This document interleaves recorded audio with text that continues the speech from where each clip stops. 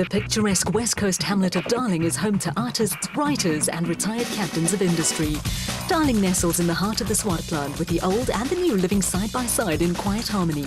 Once a year, the quiet harmony is disturbed by the opening round of the Absa Off-Road Championship.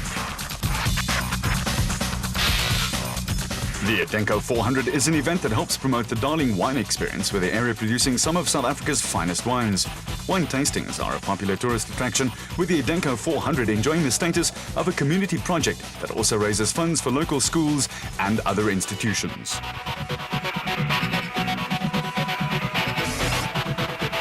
The family atmosphere that embraces off-road racing extends into the Adenco 400. The event is sponsored by Adenco, with company co-founder Bez Besadenhout, an Absa Off-Road Championship stalwart. Besadenhout's three sons were also all taking part in the race. So Bez, you're looking forward to a good weekend and also checking up on the youngsters?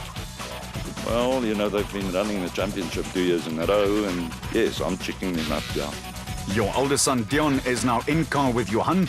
How did that all come about for this race? With the youngster going to the Bakkie, the hot seat became vacant with Johan, and elder brother decided to slot in. And what are your plans for 2010? I would say by about the third event in the year. The Adenco 400 is also a major event for school kids in the area, with teams hard-pressed to meet the demand for flags and caps. Yeah, it's a wonderful experience for us, and we're privileged to be part of this community. All the interest in Darling centered around the Castle Toyota team under new team principal, Nissan's multiple championship winner, Glenn Hall. No, it's exciting for us. You know, I've got a new navigator, new team, new car. So I'm looking forward to it. We've done a bit of testing, we've done a lot of work on the car, and so far everything's looking good. Hopefully we can have a good year. South African champion Duncan Force is also teamed with a new co-driver in Rob Howie. If you haven't got a good co-driver, you're half a team. So you know at this sort of level, when we expect it to do well for Toyota, you've got to have a good navigator that you can trust and who can solve problems when they do arise. So it's of the utmost importance. Toyota stalwarts Anthony Taylor and Robin Houghton stay with the Castle Toyota team, with some fierce competition likely to develop within the squad. Yeah, look, I mean, that's always competition, you know, and it's good to have competition. I don't think we actually work quite well together, and I hope we can continue with this, and I'm sure we will. And I think it's going to be a great season for the Castle Toyota team. With Ford Racing giving the first race a miss, Ford's challenge was in the hands of privateers like Harry Smith-based Quibus van Tonder in the Unifreight Ford Ranger. Yeah, no, we've made some changes from last year. First, we've got complete new colors, and we've built a new car.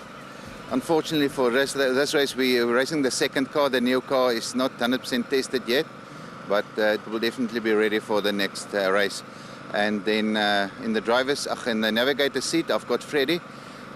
For this year, it's my son-in-law. Rian is moved to the technical side of the backup team, and that's more or less the changes that we've made. There was also a new look to the Regent Racing squad, with Mike Whitehouse and Matthew Carlson joining Terence Marsh and Bix Carolyn in Nissan Navaros. Yeah, look, it's going to be interesting because we've done a lot of work with Mike to close the gap. So, you know, last year I struggled the initial to get used to the left-hand drive. We've managed to close that gap a lot with Mike, bearing in mind that I went through it. So, yeah, we're both looking for. I'd like to finish within the top 5. There's no doubt about it. That's my aspirations, and you know, I think Mike, knowing him, he's going to be somewhere there as well. Terence, one of your fortes has indeed been consistency over all the seasons. Yeah, I think over the kind of 10 years we've been around, there's no doubt our record speaks for itself on the consistency. And yeah, without a doubt, finishing in first and foremost is the most important thing for us. I'd rather look back on an event and think I could have gone probably 2 or 3 minutes faster than been wrapped around a tree somewhere, wondering if I could have just slowed down for 2 minutes. New talent is important in any sport, with Christian Deploy and Henk Janssen van Vieren starting to bare their teeth. Yeah, I think I'm there now. I'm comfortable in the car. I think me and Henk understand each other a bit better now. And yeah, we're looking forward to the season. What are your plans for the Adenco 400 2010? Looking for consistency rather than speed? This race I'm just looking for a finish. We've come a far way, so we're just looking for a finish, get a good result, and then the rest of the season we'll try and push a bit. The draw for the first 10 start positions for the Donaldson Prologue to determine race grid places is also a festive affair. Contrary to popular belief, number 1 on the road is not the preferred start position. It means sweeping the road for the cars behind, and Duncan Force looked suitably aggrieved when he drew the number 1 slot. The one place where number 1 is not really number 1. With a good starting position for the race proper imperative, the Donaldson Prologue is a race within a race. The top 10 seated production vehicle and special vehicle crews take turns at who goes first on prologues, with a 7.5-minute gap between the two categories.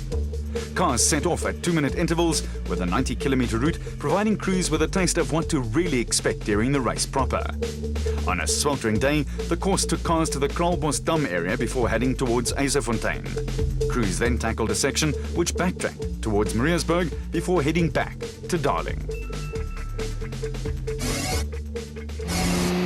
The temperature was hovering around the upper 30s when the 10-seated production vehicle crews lined up for the start of the Donaldson Prologue. As Duncan Force and Rob Howie led them away, there was no doubt crews were in for a hot and dusty afternoon.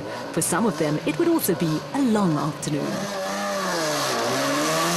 Second car away was the RFS Visser Transport Toyota Hilux of Chris Visser and Jaapie Badenhorst, with Anthony Taylor and Robin Houghton setting off third on the road in the second Team Castrol Toyota Hilux.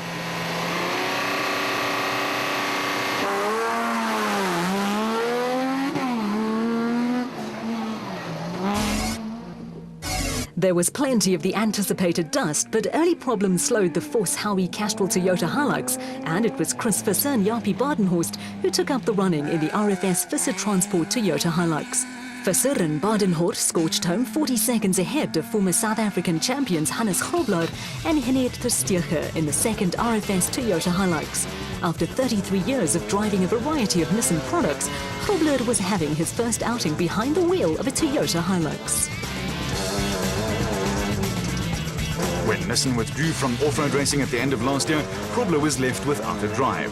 Friend and businessman Chris Deploy stepped into the breach and offered Grobler a seat in the RFS Toyota Hilux with a new RFS BMW X3 in the pipeline for the still highly competitive Grobler.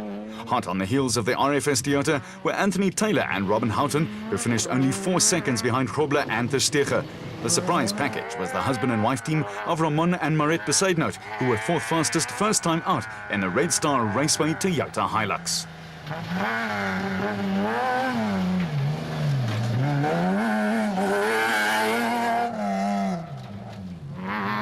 Just over a minute behind the Besaidnout was the Atlas Copco Toyota Hilux in the hands of Gary Bertholt and Andre Vermeerden. They were being chased by the Regent Racing Nissan Navara of Mike Whitehouse and Matthew Carlson, with the brothers-in-law only 15 seconds behind the Atlas Copco entry. After a stint as co-driver to brother-in-law Terence Marsh, the tall Whitehouse spent 2 seasons behind the wheel of a bat in the special vehicle category. It was decided he would this season join Marsh in an X-Works Nissan Navara, with Whitehouse and Carlson making an impressive debut.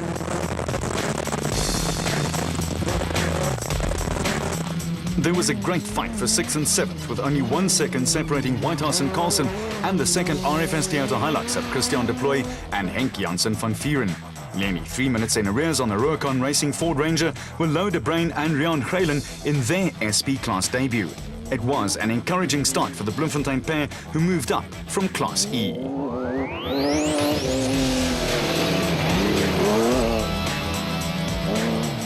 Ninth fastest on the Donaldson Prologue went to the Regent Racing Nissan Navara of Terence Marsh and Bux Carolyn, who was back racing after a 2-year sabbatical.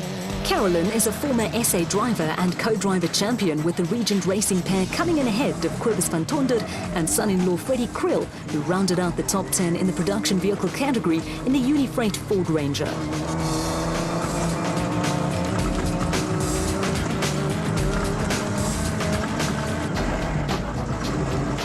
The fastest of the Class D cars was the Northam Toyota Hilux D4D of Dewald van Breda and Johan de Tooy, with a damaged clutch forcing the pair into burning some midnight oil after the prologue. A loose steering wheel cost Pikkie Labuschagne and Rikus Erasmus a couple of minutes, with the 4x4 Megaworld Toyota Hilux the quickest of the Class E cars.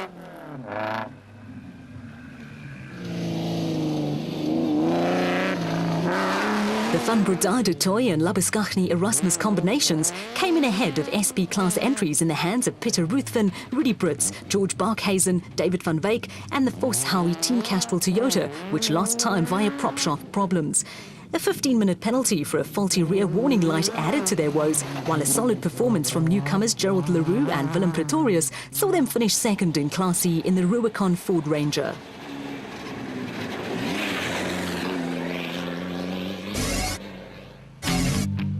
Back in the pits, technical crews were hard at work repairing prologue damage and getting their charges into shape for the race proper. None of that stopped the local kids from enjoying themselves, while Chris Visser reflected on a good afternoon at the office, or should that be in the office.